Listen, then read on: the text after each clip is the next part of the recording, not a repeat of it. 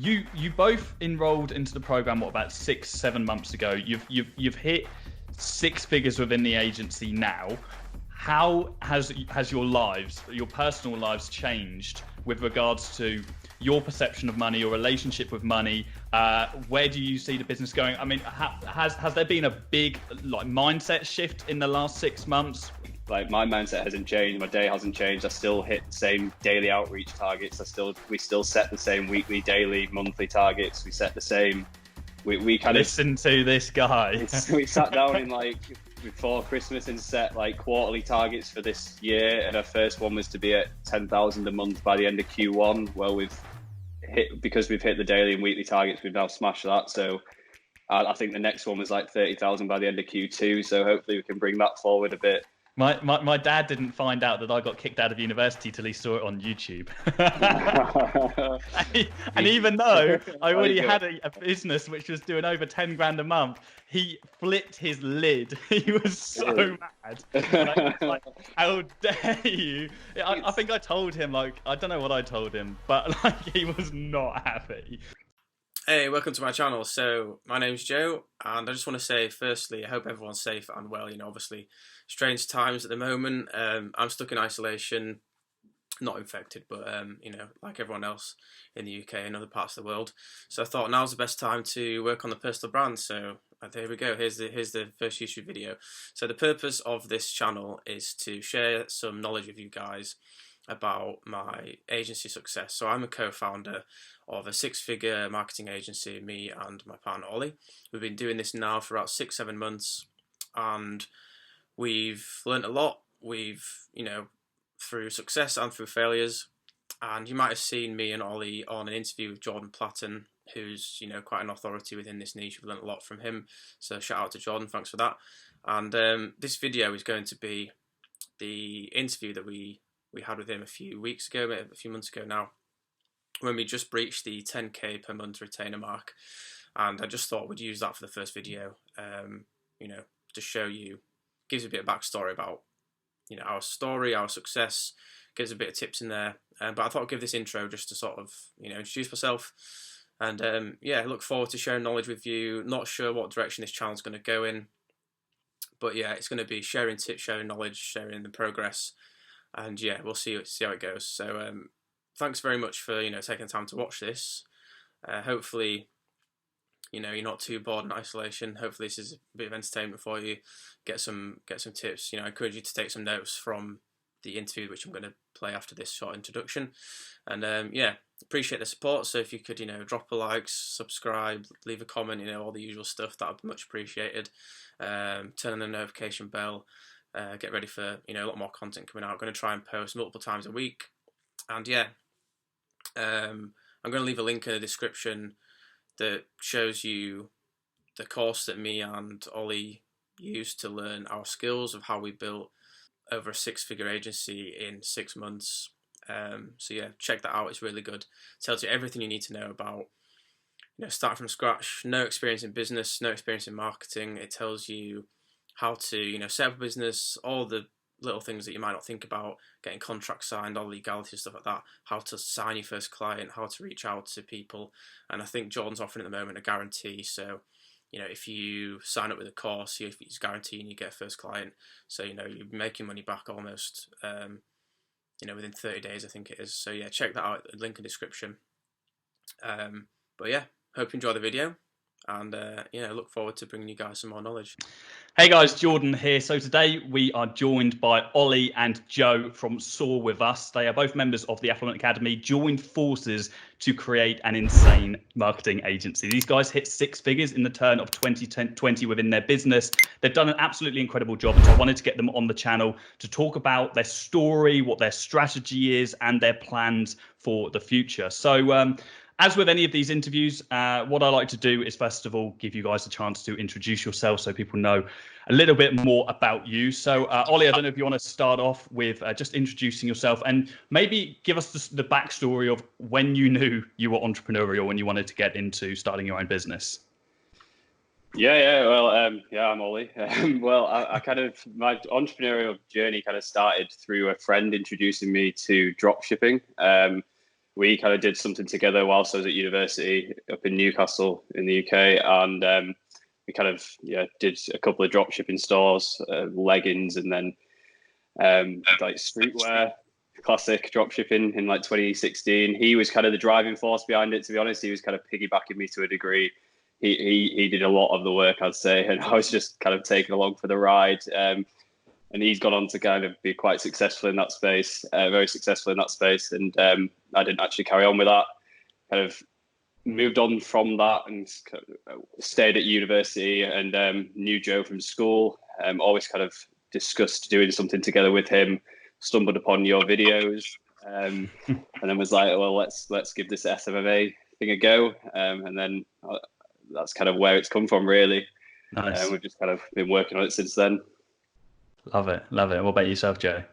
Yeah, so thanks for having us. No worries, man. My entrepreneurial journey probably started off back in school. I was trying to gear myself up to go into like a big high-flying career in investment banking, just sort of like chasing the money. I always wanted to sort of really go after the success, and then was trying stuff on the side, always like learning stuff like online businesses. Dabbled in dropshipping a little bit, but didn't have anywhere near any reputable success whatsoever. Was just sort of like learning for a few years, and then got to uni, tried another dropshipping business with another friend. That didn't work either. It was selling the free plus shipping watches. Okay. Tried it, and also wasn't really too great at the market at that point. Like Ollie said, we'd known each other since like year 7, year 8. Always sort of spoke about doing something. He was at a different uni to me, so we didn't really get to meet up that much. And then it wasn't until I experienced a year in a job that I would be having after university. So it's like a placement year, and it just like absolutely terrified me, the working world. But like it wasn't even 9 to 5. It was like 7:30 till like 5:30, and I was just, man, like it's like absolute. Not even go there. My mum always told me that I need to be my own boss. So sort of speaking to Ollie, he was just finishing his degree at the time. And I was like, I need to do something. And then I think I was just trolling YouTube, looking for different gurus and everything. Came across you. Was like, this guy actually seems like a genuine guy, not the one who's promising you like $1,000 in a month drop shipping. Yeah. Got the 15-minute agency and read through it. And I got home from work one day, and I think it was on that weekend I started calling like estate agents. Ended up getting a meeting within my first 20 calls. I was speaking to Ollie like, this shit's actually real. Got the meeting, and then didn't end up landing the guy. He was pretty okay with it, but then he came back to me saying that the fee was too much. You could find somebody doing it for £300 a month, and I was just like, I don't know if that's true. And I spent my time. I was up in Glasgow on my placement. Spent my time basically up there, refining the cold calling and all the sort of little aspects of it. And then when I got home for the summer, because we live quite close, we just worked on it. Eventually bought the course, and that sort of took us to the next level. And then here we are, like 6-7 months later. Mega, that's brilliant. So did you both launch the agency together right at the start? Yeah.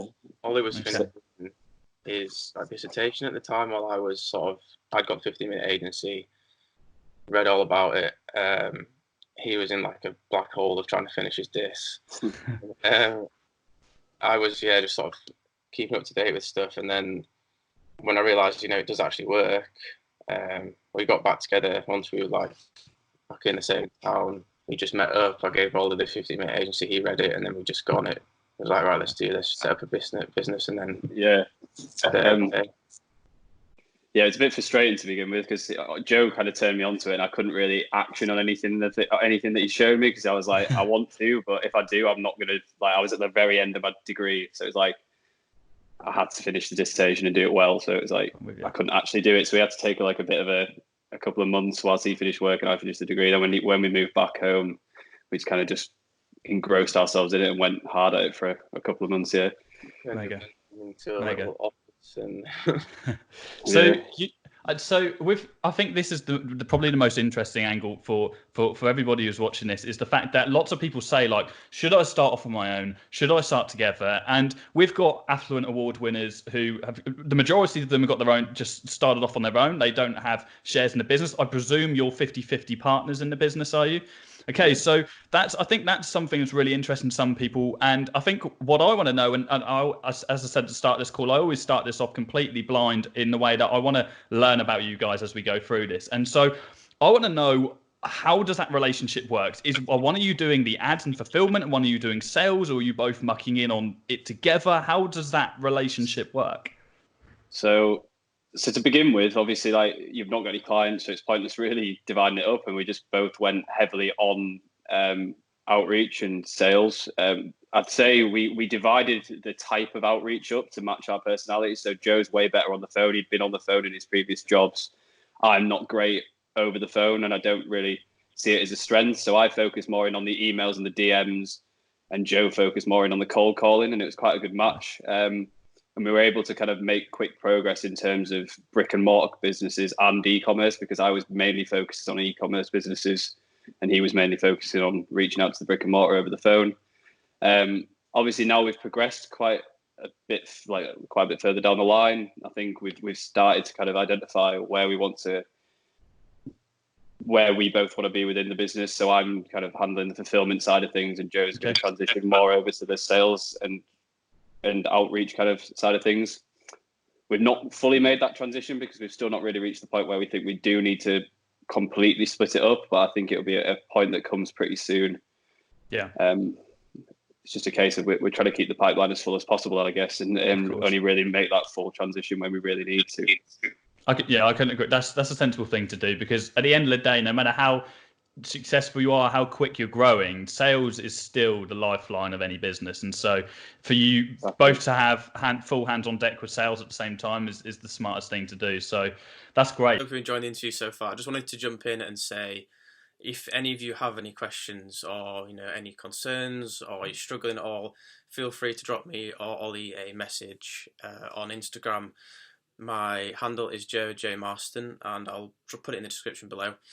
Also going to put together like a quick sort of document that has all of the software we use and everything. And yeah, there are some like affiliate links in there, but you get discounts as well, and it's at no extra cost for you. You actually get benefit from it.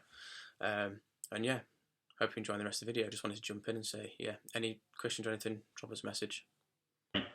So you both, I think, yeah, we will transition eventually towards more, because always better the fulfillment side. On that note then, and we can come back to the whole mindset shift thing. You're at uni, and you're still at uni. What's your thought process behind that? And are you going to continue? And then what's the score? Are you going like all in on the agency because you're doing well in the agency? So what's the mindset with at uni? Is it a family thing? Is it a pressure thing? What's the score with that? Yeah, so I'm definitely going all in as soon as I can on the agency. I want to, and I think it'd be stupid if I didn't. And also, I think the reason I'm still here, I was almost flipping a coin between deferring, still like dropping out, but you get to defer a year and then come back, if things don't work out. Not that I didn't think it would do. And it was like sort of the deadline last year, and I was almost flipping a coin, deciding what to do. But I've been here sort of like 4 years now in total, and my parents are really like sort of have that fixed mindset, and I did like break it to them. I was really understanding. To be fair, in the end, they were like, do what you want to do. It's your life. But I could tell that they weren't really like happy with that. Yeah. I'm an only child. They've funded a lot of my university. So it's security, would you say? It's more that kind of security of, okay, my parents, I keep them happy. I'd still get a degree at the end of it, and is that kind of the thought process? I really want to risk damaging the relationship with my family. Yes. I say it's from the end. My dad didn't find out that I got kicked out of university till he saw it on YouTube. And even though I already had a business which was doing over 10 grand a month, he flipped his lid. He was so mad. Like, how dare you? I think I told him, like, I don't know what I told him, but like he was not happy. So I think it's when you come from like we both come from kind of like, I'd say, working class backgrounds in terms of like our parents. So like for myself and Joe's parents, and our families in general, they sacrificed a lot to put us in a position where we could have that opportunity. And to like get to the end of nearly the end of the third year, it'd be just throwing that back in the face to a degree. And it's a bit like, although it probably is, if you're at that point with business, like it probably is sensible to drop out, but it's like, there's more than one side to that decision. There's a lot of parties that have like vested interest in that, even though it is your life, and like you have to think of not only the monetary value to a degree. I think. Yeah. They'd almost not believed it as well, which I think not just like my parents, but I think like people in general can't believe how you can just sort of go from nothing to starting your own business. Like that's the thing. I had to show them like the bank account and the money coming in. I was like, oh, we were signing a client, like, how much are they paying you? Like, £1 a month. And my dad was just like, what the fuck?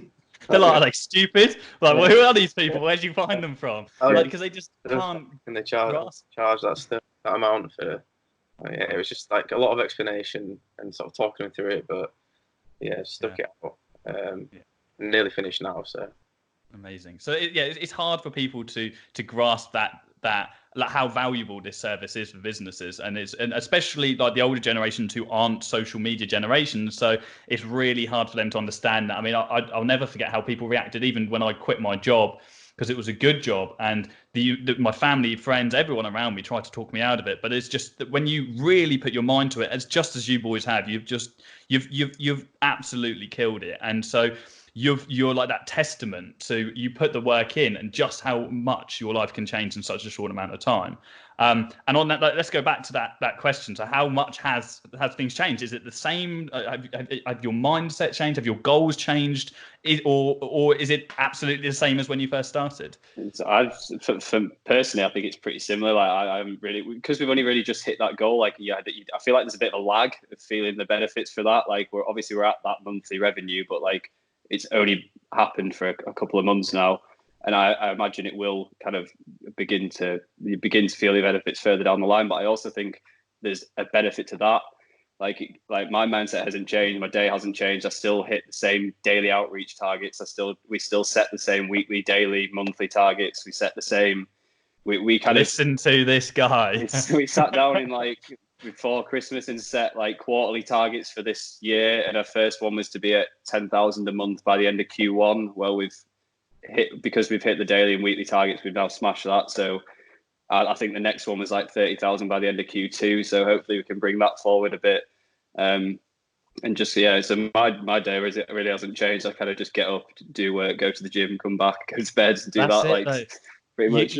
You almost need to detach yourself from the money. Like it's like if you just forget and you don't start like spending loads. It's like so many people said to me, like, and that's what like so many people were shocked with the property that we're now getting, is because like people are like, oh, like I never see you spending cash. It's like, well, I'm reinvesting everything that I've got, or I'm just detaching myself from that. The minute you start getting distracted by money that you're earning, then you start slacking on your sales and you stop growing, then you stop developing, and then you're screwed. But so many people will celebrate, and you should celebrate. You should be really happy when you first hit those milestones. But you guys could very easily, two young guys, just sit back and enjoy life right now.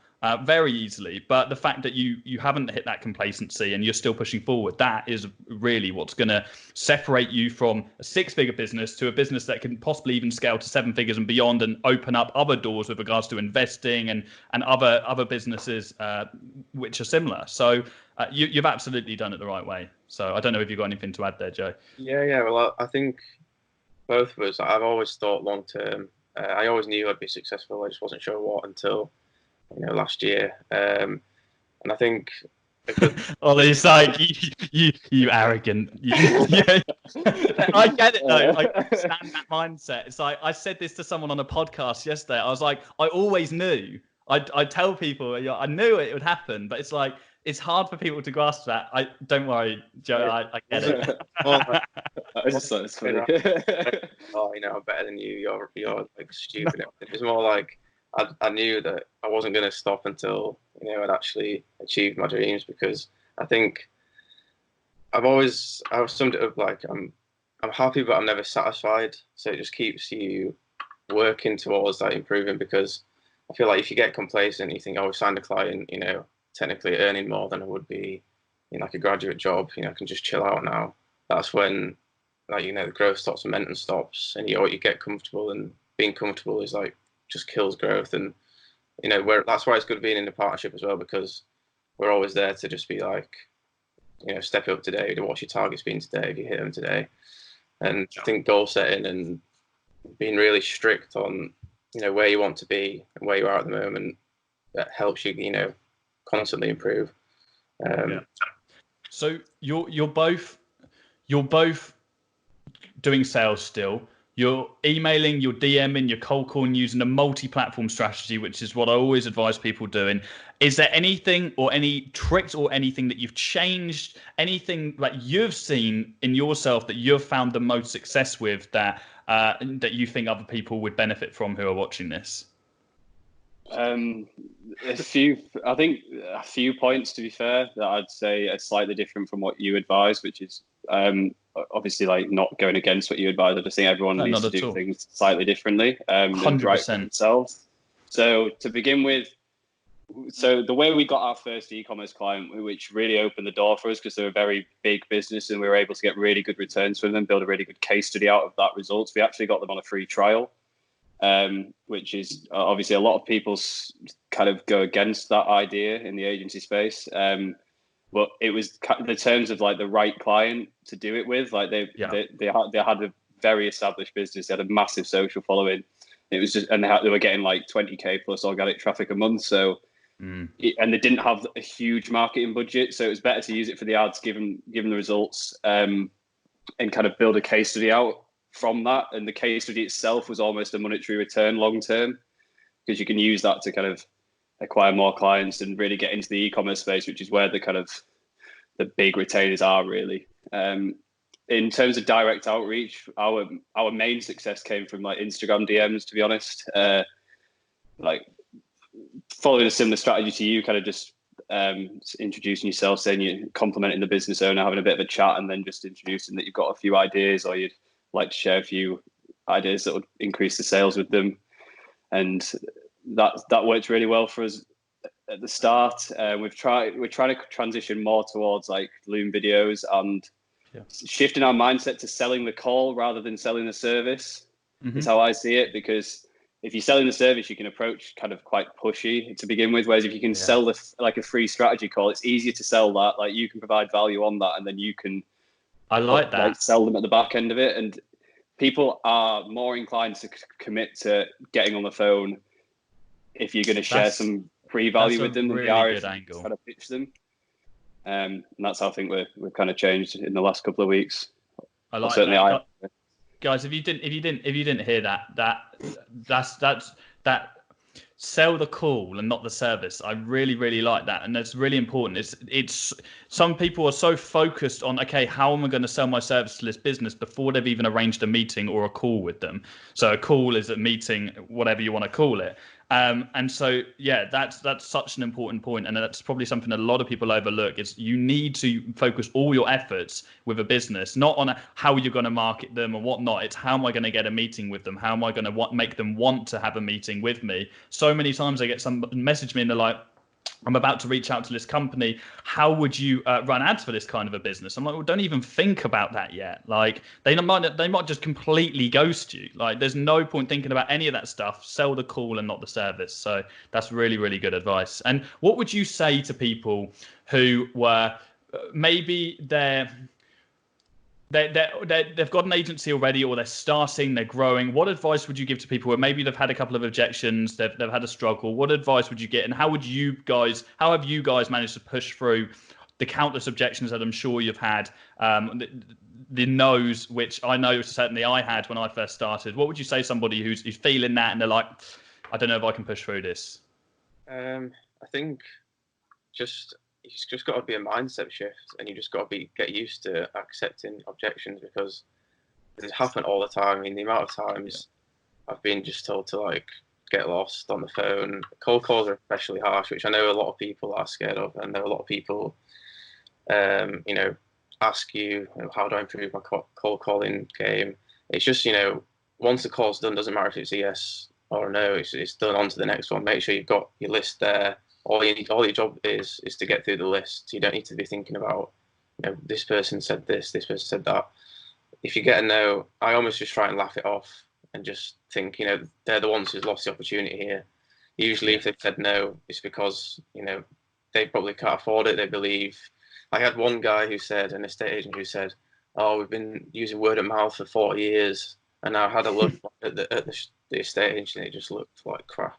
And I just thought, that's not really done very well for you. So it's usually the people's objections is on their side. It's nothing to do with you. It's usually they don't believe themselves that they can, take their own business to the next level. So you need to sort of think of it the other way around. You're approaching them with the opportunity. It's going in with that confidence that, makes you feel more confident on the phone, because you're approaching them rather than trying to, beg them to assign you. And I think that helps a lot. The same with all of the platforms. Obviously, it's more prominent on direct calling people because it's voice to voice.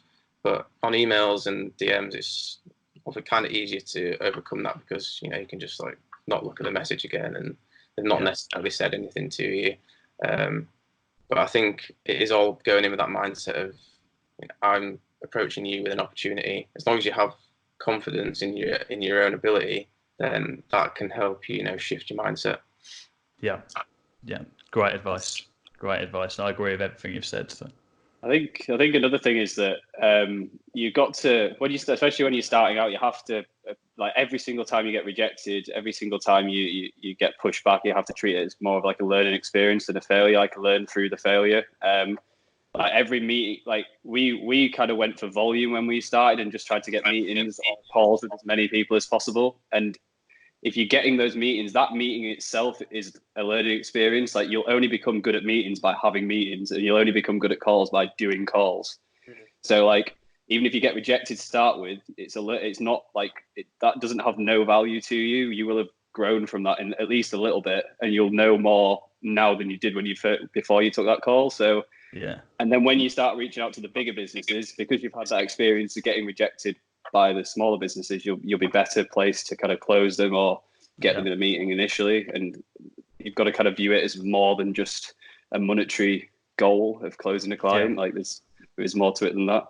100%. With you, I think what you guys did as well, what you said earlier about, you started off brick and mortar, as the same with I did, and then you transitioned onto e-commerce. And same with your sales.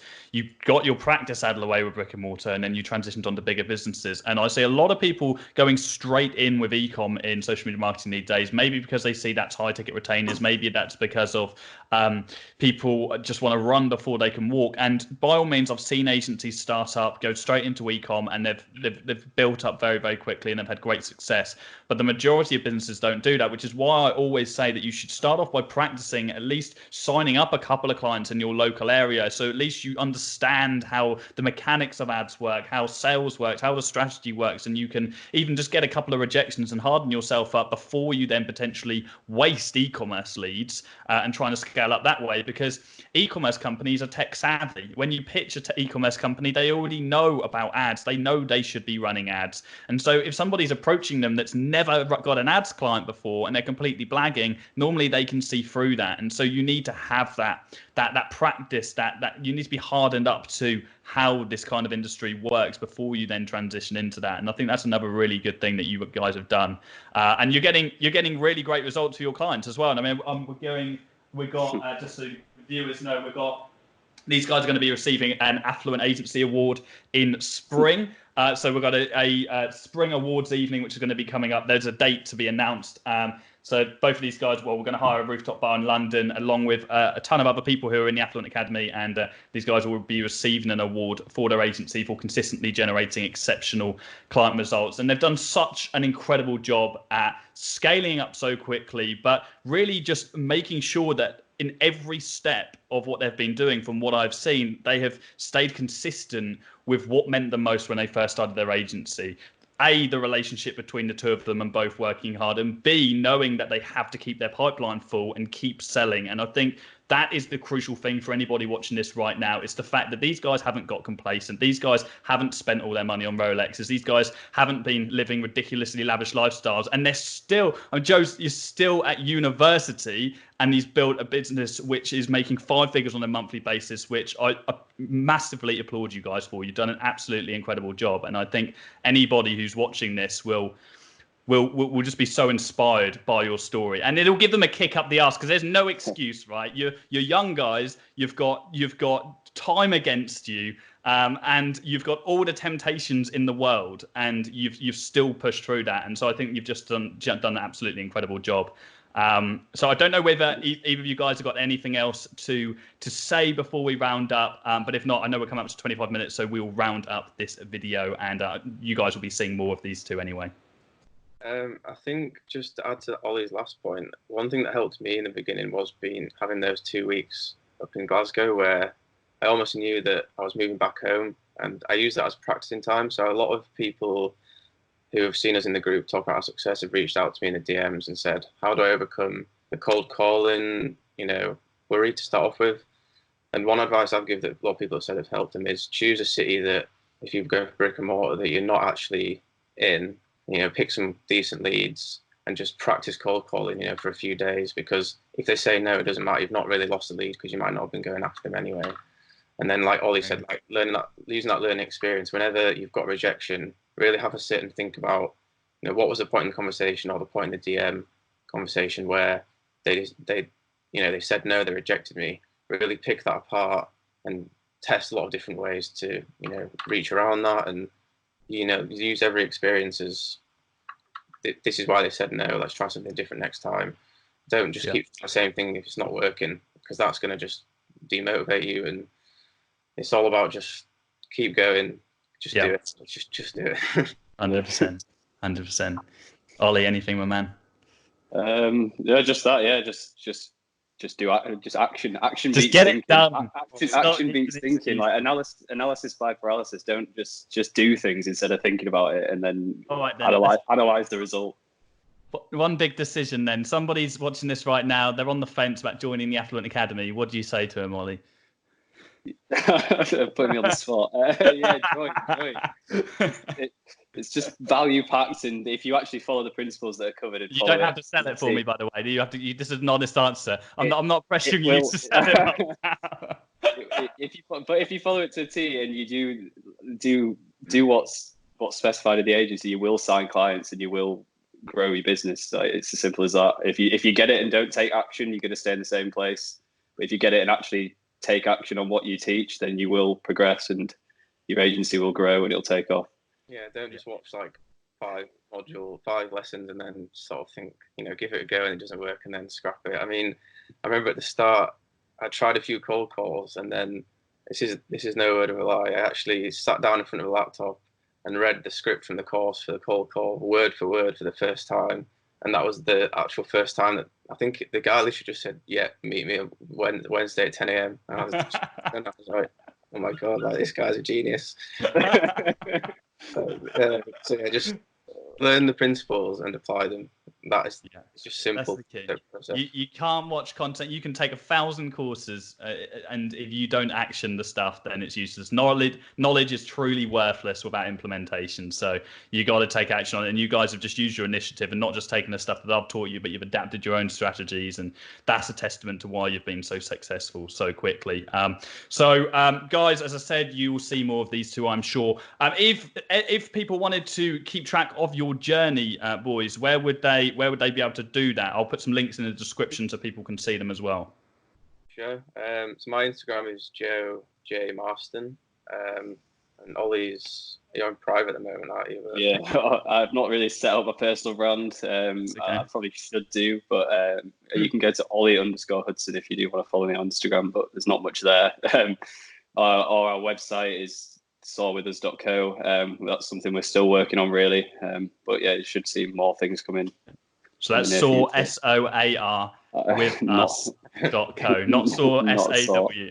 Yeah. That's it. We're pretty up there on LinkedIn, I think. But Nice. we don't really have an agency Instagram account or anything. I don't know if that's useful. No, well, I don't even have an agency Instagram account for the academy right now. It's extra time. It's not something you need. Maybe when you're making 30, 40, 50, 60,000 a month on, and you've got money to burn on some extra person to make content for you, then you can do that. But it's not a revenue generating task, so there's no need to it. But thank you so much, boys, for coming on today. It's been a pleasure speaking to you both. We've smashed this in one take. There's going to be no edits here, so that's nice.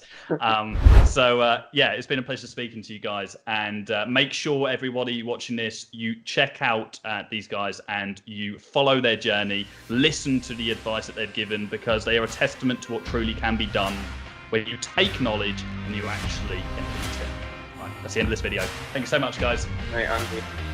Cheers. So thank you very much for watching the interview with me, Ollie and Jordan. I hope you really enjoyed it. I hope you took some value from it at least.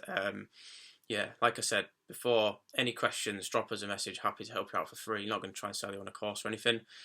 And yeah, next thing to do is subscribe, leave a comment, drop us a like, turn on that notification bell, and stay tuned for a lot more videos. Like I said, stuck in isolation.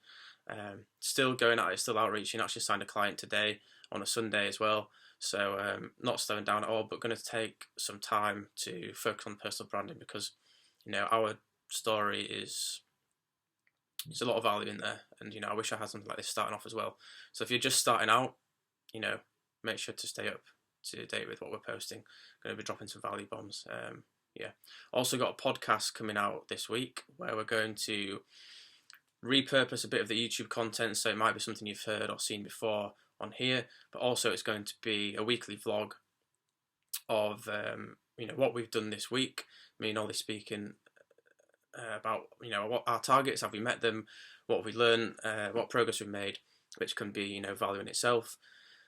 We'd be doing that anyway, so we're just going to give us content for you guys. It might help you out. Also going to do regular interviews with influential entrepreneurs, maybe some of our clients as well.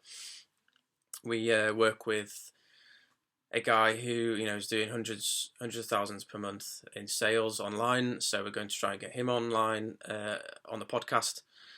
And yeah, we're also going to be dropping some shorter versions as well, which are sort of like 10-15 minute clips of something like our top 3 outreach methods, or how to increase your email open rate, stuff like that. So yeah, we'll I'll put the link in the description when that's live, but it should be over the next week. And yeah, I'll put it on my social and everything. Make sure to give me a follow on Instagram. And yeah, any questions, like I said, feel free to ask away. Thanks very much, guys. Stay safe, and thanks for watching.